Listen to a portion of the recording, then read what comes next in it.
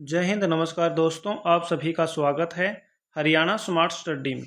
आज के इस वीडियो में हमारा टॉपिक रहेगा हरियाणा में सिंधु घाटी सभ्यता के स्थल, और यह हमारी हिस्ट्री की छठी क्लास है। और टेलीग्राम का लिंक आपको डिस्क्रिप्शन में मिल जाएगा, आप वहां से PDF भी डाउनलोड कर सकते हैं। तो इसी के साथ शुरू करते हैं सिंधु घाटी सभ्यता। तो बात करेंगे कि इसका समय क्या रहा है। तो इसका समय रहा है 2500 BC से 1500 BC तक, यानी कि 2500 ईसा पूर्व से 1500 ईसा पूर्व तक इसका जो समय रहा है। अगर बात करें इसके अन्य नाम क्या क्या रहेंगे, तो इसके अन्य नामों की बात करें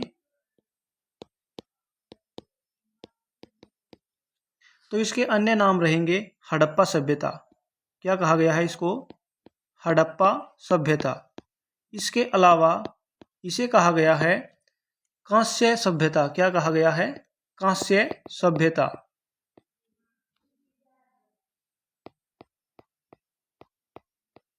इसके अलावा इसे कहा गया है शहरी सभ्यता। क्या कहा है? शहरी सभ्यता।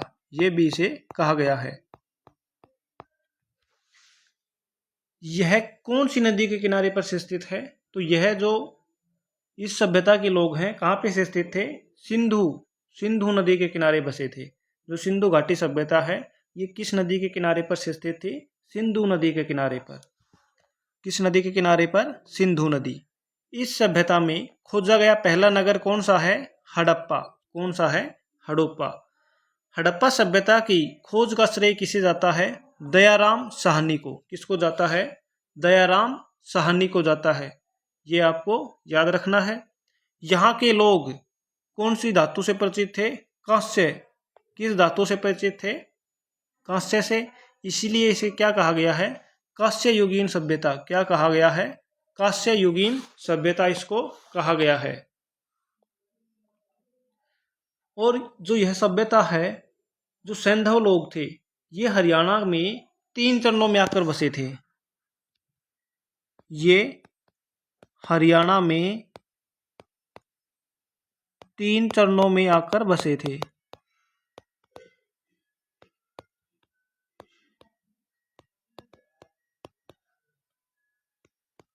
और ये 3 चरण कौन कौन से रहेंगे? तो ये 3 चरण रहेंगे। प्रथम चरण में सरस्वती और दर्शदवती नदी के किनारे बसे थे। कौन कौन सी नदी के किनारे? सरस्वती और दर्शदवती नदी के किनारे। दूसरे चरण में जो सैंधव लोग थे वो यमुना और साहिबी नदी जो क्षेत्र रहा है उसके पास बसे थे। और तृतीय चरण में सैंधव लोगों के प्रमाण हमें कहाँ से मिले हैं? दौलतपुर गांव यानी कि कुरुक्षेत्र से हमें इनके प्रमाण मिले हैं। अब बात करते हैं हरियाणा के प्रमुख हड़प्पा स्थलों की, यानी कि बात करेंगे राखीगढ़ी की। सबसे पहले बात करते हैं राखीगढ़ी की। तो यह भारत में स्थित सबसे बड़ा हड़प्पा कालीन स्थल है। भारत का सबसे बड़ा हड़प्पा कालीन स्थल है। ये आपको याद रखना है। भारत का है, हड़प्पा का नहीं है। ये याद रखना है। कहाँ पे है? तो ये हिसार में नहीं है। वर्तमान में कहाँ पे है? वर्तमान में हांसी जिले में है। कौन से जिले में है? हांसी जिले में। कौन सी नदी के किनारे से स्थित था? तो यह था दर्शदवती नदी के किनारे। जो दर्शदवती नदी है इसके बाएं तट पर। कौन से तट पर? बाएं तट के किनारे से स्थित था। इसकी खोज किसने की थी? तो इसकी खोज की थी डॉक्टर सूरजभान ने। कब की थी? 1963 में।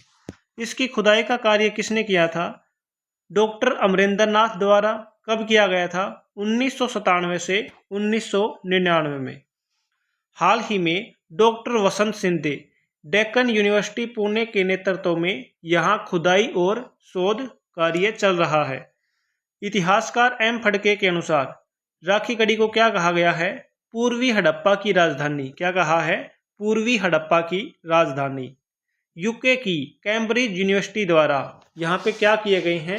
शोध कार्य भी किए गए हैं। और वर्तमान की बात करें, अगर बात करते हैं वर्तमान में कि वर्तमान में यह कौन सी नदी के किनारे से स्थित है, तो वर्तमान की बात करेंगे प्रेजेंट टाइम की। तो वर्तमान में यह किस नदी के किनारे पर स्थित है? तो वर्तमान में यह घग्गर नदी के किनारे पर, वर्तमान घग्गर हकरा नदी के किनारे पर स्थित है।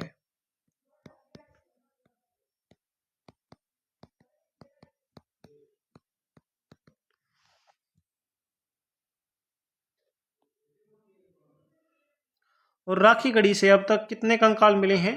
56 कंकाल प्राप्त हो चुके हैं। राखी गढ़ी जो प्राप्त अवशेष की बात करेंगे तो इसमें आ जाएगा राखी गढ़ी से अब तक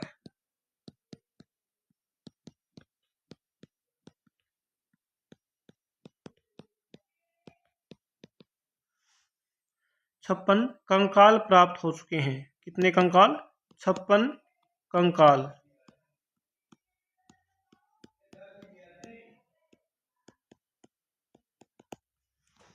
पैंतालीस सौ वर्ष पुरानी सभ्यता के प्रमाण मिले हैं। राखी गढ़ी से क्या मिला है? 4500 वर्ष पुरानी सभ्यता के प्रमाण मिले हैं। स्त्री और पुरुष का एक साथ कंकाल मिला है, यानी कि प्रेमी जोड़े के प्रमाण मिला है। सती प्रथा के संभावित प्रमाण मिले हैं। एक बच्चे का कंकाल मिला है। सोने के आभूषण बनाने वाली फैक्ट्री भी यहाँ से मिली है। और मई 2012 की रिपोर्ट के अनुसार ग्लोबल हेरिटेज फंड ने इसे एशिया के उन 10 पुरास्थलों में शामिल किया है जिन पर नष्ट होने का खतरा है। ये भी आपको याद रखना है।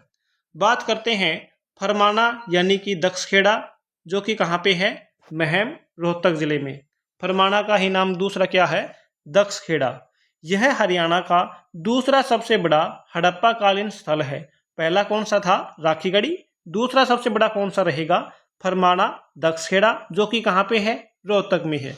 इसकी खुदाई का कार्य कब हुआ? 2007 और 9 में डॉक्टर वसंत सिंधे द्वारा और डॉक्टर विवेक डांगी के द्वारा इसका नेतृत्व किया गया था। प्राप्त अवशेष की बात करते हैं तो इसके जो प्राप्त अवशेष हैं वो कौन कौन से रहेंगे? तो एक बड़ी कब्रगाह मिली है जहाँ पे बड़ी संख्या में क्या मिले हैं? कंकाल मिले हैं। इसके अलावा 27 कमरों की नींव वाला एक विशाल मकान मिला है। क्या मिला है? 27 कमरों वाला एक विशाल मकान मिला है। हड़प्पा कालीन सेल खड़ी की मोहरें भी यहाँ से मिली हैं। कंकालों के साथ मिट्टी के बर्तन प्राप्त हुए हैं। इसके अलावा यहाँ पे 5 एकड़ में हड़प्पा कालीन कब्रिस्तान मिला है। 5 एकड़ में हड़प्पा कालीन क्या मिला है? 5 एकड़ में हड़प्पा कालीन कब्रिस्तान। ये आपको याद रखना है। इसके अलावा सेलखड़ी से बनी यहाँ से क्या प्राप्त हुई है? मोहरें प्राप्त हुई हैं। हड़प्पा कालीन मोहरें। जो ये हड़प्पा कालीन सेलखड़ी की मोहरें प्राप्त हुई है, ये कितने प्राप्त हुई हैं? 4 प्राप्त हुई हैं। ये भी आपको याद रखना है। ये विवेक डांगी आएगा। क्या आएगा? विवेक डांगी। बनावली, ये कहाँ पे रहेगा? तो बनावली रहेगा फतेहाबाद में। कौन सी नदी के किनारे पर स्थित है? तो वर्तमान की बात करें तो वर्तमान में तो रहेगा घग्गर नदी के किनारे पर। वर्तमान की बात करेंगे तो घग्गर नदी। लेकिन उस टाइम की बात करेंगे तो प्राचीन सरस्वती नदी के जो घाटी है उसमें रंगोई नदी के किनारे पर स्थित था। इसकी खोज किसने की? आर.एस. बिष्ट ने। किसने की थी? आर.एस. बिष्ट ने। कब की थी? 1973-74 में। कब की थी? 1973-74 में खोज की थी। ये आपको याद रखना है। ये मोहरें मिली थी 4। यहाँ से जो अवशेष मिले हैं वो कौन कौन से मिले हैं? तो यहाँ से अवशेष मिले हैं अध जले जौ के दाने। जुते हुए खेत के साक्ष्य हमें कहाँ से मिले हैं? बनावली से। मिट्टी से बना हुआ हल्का खिलौना, यानी कि खिलौना बना है मिट्टी से जो हल है, कहाँ से मिला है? बनावली से मिला है। एकमात्र स्थल जहाँ से मातृ देवी की 2 मूर्तियाँ मिली है। बैलगाड़ी के पहियों के निशान भी हमें यहीं से मिले हैं। और यह जो सभ्यता है यहाँ से हमें क्या मिले हैं? हवन कुंड भी मिले हैं। हमें यहाँ से क्या मिले हैं? हमें यहाँ से मिले हैं हवन कुंड। हवन कुंड के प्रमाण मिले हैं हमें।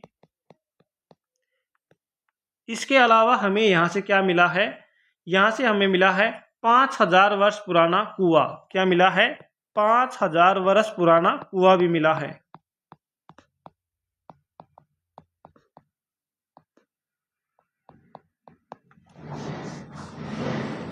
और एक विचित्र पशु की आकृति मिली है, जिसका धड़ की तरह, जिसका जो धड़ है वो सिर की तरह है तथा सींग बैल की तरह है। ये भी आपको याद रखना है। बात करते हैं कुणाल गांव की, जो कि कहाँ पे रहेगा? फतेहाबाद में। कुणाल गांव कहाँ पे रहेगा? फतेहाबाद में। सबसे पहले आपको ये याद रखना है कि यह स्थल है, यह किस डिस्ट्रिक्ट में पड़ता है। उसके बाद उसकी खोज और उसकी जो किसने की है और कब की है, ये याद रखना है। हकड़ा संस्कृति के सबसे पहले प्रमाण कहाँ से मिले हैं? कुणाल से। हरियाणा में सबसे पहले लोगों के बसने के प्रमाण कहाँ से प्राप्त हुए? ये हमें मिले हैं कुणाल से।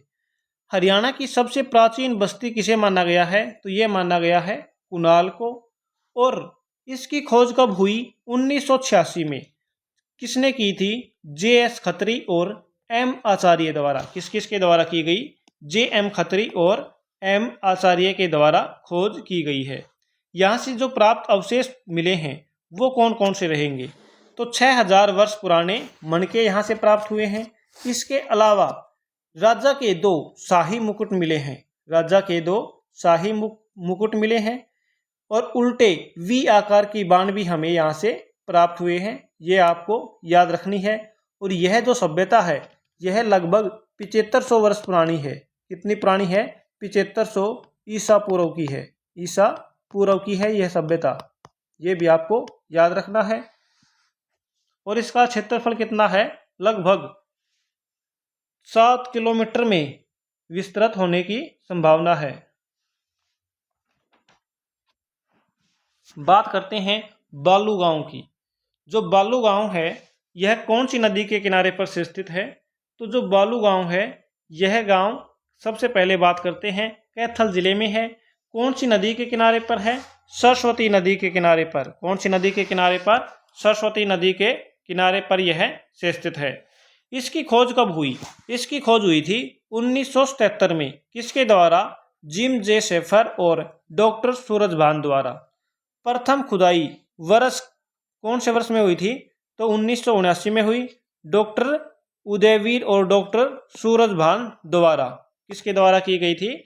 उदयवीर और डॉक्टर सूरजभान द्वारा इसकी प्रथम खुदाई की गई थी। यहाँ से जो अवशेष प्राप्त हुए हैं वो हमें मिले हैं लाल व सलेटी रंग के बर्तन। क्या मिले हैं? लाल व सलेटी रंग के बर्तन मिले हैं। और लहसुन व अन्य पौधों के साक्ष्य भी हमें यहाँ से प्राप्त हुए हैं। बात करते हैं मीठाथल की। तो मीठाथल से हमें जो मीठाथल है सबसे पहले ये बात करेंगे कहाँ पे है? भिवानी जिले में है। कहाँ पे है? भिवानी में। इसकी खोज और खुदाई कब की गई? 1967-68 में। किसके द्वारा? डॉक्टर सूरजभान द्वारा। मीठाथल को हड़प्पा सभ्यता का पूर्वी डोमेन कहा गया है। मीठाथल को हड़प्पा स्थल का क्या कहा गया है? पूर्वी डोमेन कहा गया है। यहाँ से हमें क्या क्या प्राप्त हुआ है? तो यहाँ से हमें सिलबट्टा, तांबे के उपकरण, चांदी की चूड़ियाँ, इसके अलावा तांबे की माला और मिट्टी से बना हुआ चूल्हा, शंख, मिट्टी के बर्तन और हाथी के दांत हमें यहाँ से प्राप्त हुए हैं। इसके बाद अब बात करते हैं तिगडाना गांव की। जो तिगडाना गांव है ये कहाँ पे रहेगा? भिवानी में। इसकी खुदाई कब हुई? 2016 में। और यह हड़प्पा सभ्यता से संबंधित अवशेष भी हमें यहाँ से मिले हैं। और हड़प्पा सभ्यता का औद्योगिक केंद्र किसे माना गया? तो तिगडाना को माना गया है। किसको माना गया है? तिगडाना को। यहाँ से हमें जो अवशेष प्राप्त हुए हैं वो मिले हैं फियांस की चूड़ियाँ और मनके, पशु के खिलौने, तांबे व कांसे के औजार। इसके अलावा हमें यहाँ से मिला है पूर्वी हड़प्पा और पूर्व शीशकाल संस्कृति के पहले के प्रमाण भी हमें तिगडाना गांव से प्राप्त हुए हैं। बात करते हैं भगवानपुर की। यह रहेगा कुरुक्षेत्र जिले में और इसका पुराना नाम रहेगा बहापुर। क्या रहेगा? बहापुर। यह कौन सी नदी के किनारे पर स्थित है? तो सरस्वती नदी के किनारे पर स्थित है। इसकी खोज कब हुई? 1975-77 में, और किसके द्वारा की गई? जेपी कौशिक के द्वारा। यहाँ से जो हमें अवशेष प्राप्त हुए हैं वो कौन कौन से रहेंगे? एक तो रहेगा टेराकोटा यानी मिट्टी के बर्तन प्राप्त हुए, और दूसरा रहेगा चित्रित धूसर मर्दभांड प्राप्त हुए हैं। यहाँ से बात करते हैं दौलतपुर की, तो दौलतपुर किस में रहेगा? कुरुक्षेत्र जिले में रहेगा। और कौन सी नदी के किनारे पर स्थित है? दर्शदंती नदी के किनारे पर। यहाँ पे हमें क्या मिला था? जो सैंधव लोग थे, हड़प्पा लोग थे, वो यहाँ पे तीसरे चरण में बसने के हमें यहाँ से प्रमाण मिले हैं। अगर बात करें प्राप्त अवशेष, तो मनके और खिलौने, मिट्टी के बर्तन और शतरंज की बिसात के नमूने भी हमें यहाँ से प्राप्त हुए हैं। बात करते हैं गिरावट की। गिरावट रहेगा रोहतक जिले में, महम तहसील में। खोज कब हुई थी इसकी? 2006 में। किसके द्वारा की गई? डॉक्टर वसंत शिंदे द्वारा। इसकी खुदाई कब हुई? 2007 में। किसके द्वारा? डॉक्टर वसंत शिंदे व डॉक्टर मनमोहन द्वारा। यहाँ से जो प्राप्त अवशेष मिले हैं वो रहेगा बड़ी संख्या में कंकाल। यहाँ से हमें क्या मिले हैं? बड़ी संख्या में कंकाल मिले हैं। बात करते हैं मदीना की, और मदीना कहाँ पे है? रोहतक में है। इसकी खोज कब हुई? 2007-8 में। कब हुई? 2007-8 में। किसके द्वारा की गई? डॉक्टर मनमोहन द्वारा। किसके द्वारा की गई? डॉक्टर मनमोहन द्वारा। और इसके साक्ष्य हमें कहाँ से मिले? उत्तर हड़प्पा काल और चित्रित मिट्टी के बर्तनों की संस्कृति के साक्ष्य हमें यहाँ से मिले हैं। भीरडाना फतेहाबाद, इसकी खोज कब हुई? 2003 में। किसके द्वारा? SL राव द्वारा। स्थान कहाँ पे है? सरस्वती नदी के तट पर। कहाँ पे है? सरस्वती नदी के तट पर है। यहाँ से हमें अवशेष क्या प्राप्त हुए? हजारों साल पहले लोगों के बसने के सबूत हमें यहाँ से मिले हैं। और हरियाणा की सबसे पुरानी बस्ती कौन सी थी? तो भीरडाना को ही माना गया था। लेकिन वर्तमान में अब किसको माना जा रहा है? कुणाल को। किसको माना जा रहा है? कुणाल को माना जा रहा है। अब बात करते हैं लोहारी रागों की। लोहारी रागो कहाँ पे है? तो ये रहेगा हिसार में। कहाँ पे है? हिसार में है। पहचान की बात करते हैं, तो यहाँ से हमें क्या प्राप्त हुआ है? हड़प्पा युग के स्थल की पहचान 1980 में हुई। जो लोहारो रागो है इसकी पहचान कब हुई थी? 1980 में। भट्टू बुआ, ये कहाँ पे है? बुना फतेहाबाद में। अवशेष कहाँ से मिले हैं? तो यहाँ से जो अवशेष मिला है वो मिला है करनकोट टीले पर। हड़प्पा युग के अवशेष प्राप्त हुए हैं। इसके अलावा एक रहेगा बादली। जो बादली कहाँ पे रहेगा? झज्जर में। बादली कहाँ पे है? झज्जर में। एक ये साइट भी आपको याद रखनी है, बादली झज्जर। इसके अलावा आपको याद रखना है जोगनखेड़ा। क्या याद रखना है? जोगनखेड़ा। जोगनखेड़ा कहाँ पे रहेगा? कुरुक्षेत्र में। जोगनखेड़ा ये कहाँ पे रहेगा? ये रहेगा कुरुक्षेत्र के अंदर। और इसके अलावा बात कर लेते हैं थेपोलर। थेपोलर कहाँ पे है? तो ये रहेगा थेपोलर कहाँ पे रहेगा? कैथल में। थेपोलर रहेगा कैथल में। इसके एमसीक्यू की जो एमसीक्यू क्वेश्चन है, जो प्रीवियस ईयर के क्वेश्चन है, ये मैंने यहाँ पे ले रखे हैं। ये क्वेश्चन हम आज शाम को 8 बजे वीडियो में कवर करेंगे। आज से हम रात को क्लास रखा करेंगे 8 बजे, ठीक है, 8 PM पर। ये PYQ क्वेश्चन हम इसके अंदर कवर करेंगे। ये सभी लगभग 30-35 क्वेश्चन हम इस वीडियो में कवर करेंगे। इसी के साथ दोस्तों यह सेशन समाप्त करते हैं। ज़्यादा लंबी वीडियो नहीं करेंगे। धन्यवाद दोस्तों।